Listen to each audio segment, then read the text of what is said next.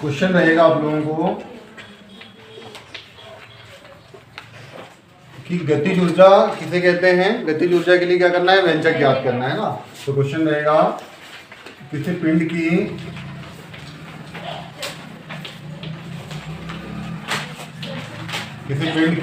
गतिज ऊर्जा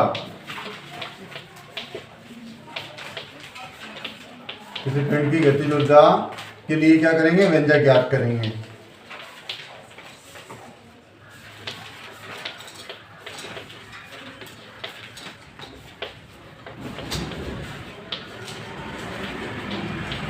है ना, इस प्रकार क्वेश्चन रहेगा कि किसी पिंड की गतिज ऊर्जा के लिए क्या करना है, व्यंजक ज्ञात करना है।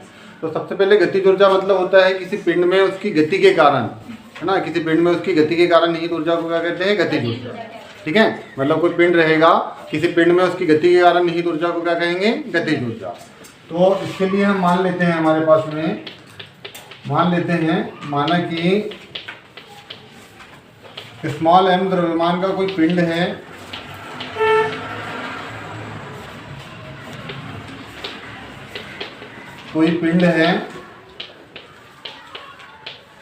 जो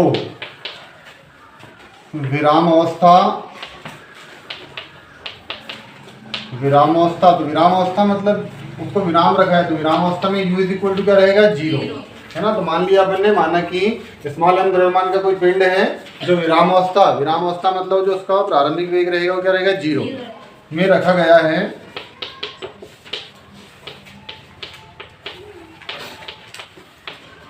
पर हम क्या करते हैं, बल F लगाते हैं।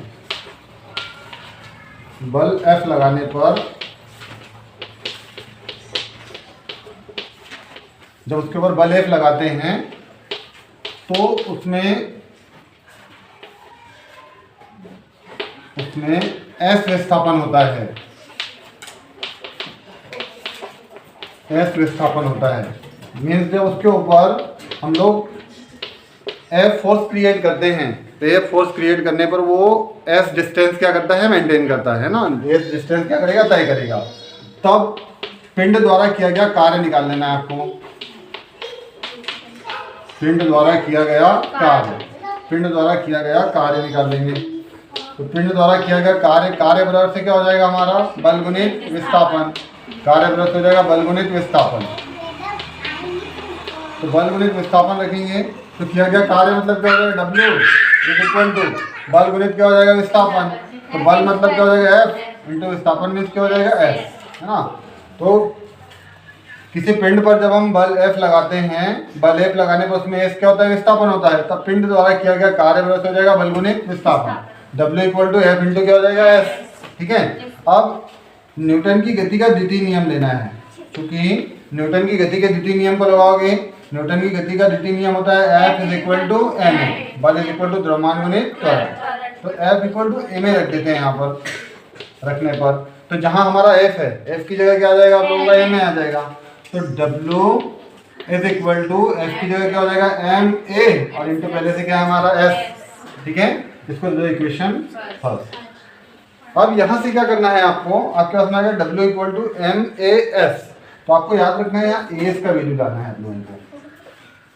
ठीक है, तो AS का वैल्यू लाने के लिए हम क्या करते हैं, न्यूटन की गति का तृतीय नियम लेते हैं।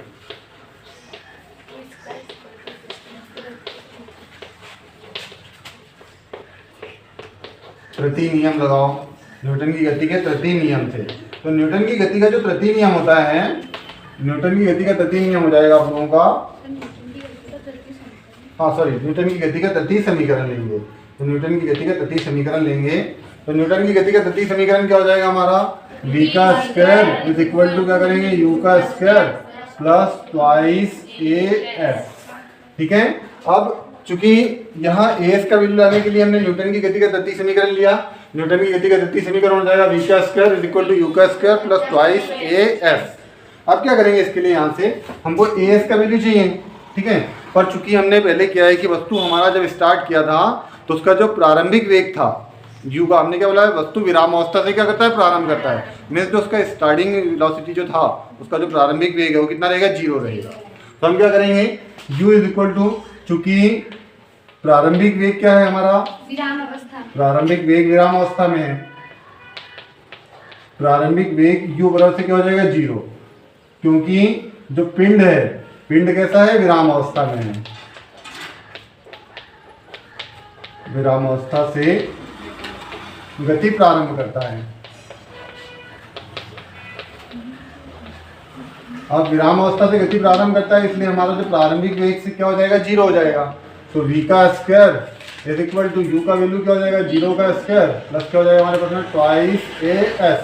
तो 0 का वैल्यू क्या होता है 0, तो क्या बच जाएगा हमारे पास में v का square is equal to twice as। हमको as का वैल्यू चाहिए, 2 को भी अपॉन में ला लो, तो v का square upon 2 is equal to क्या बच जाएगा as। तो इसको हम कहाँ रख लेते हैं, समीकरण 1, समीकरण 1 में रख देते हैं।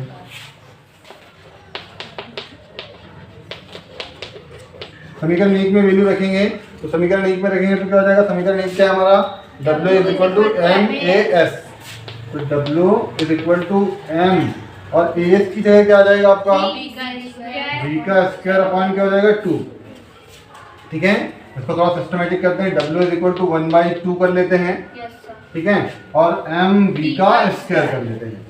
ठीक है, अब यही जो किया गया कार्य आया है वो मोशन स्टेज का कार्य है, जब वो गति कर रहा है, तो यही किया गया कार्य क्या है, गतिज ऊर्जा के बराबर होता है।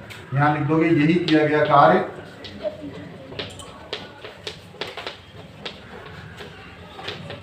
यही किया गया कार्य गतिज ऊर्जा के क्या होता है, बराबर होता है।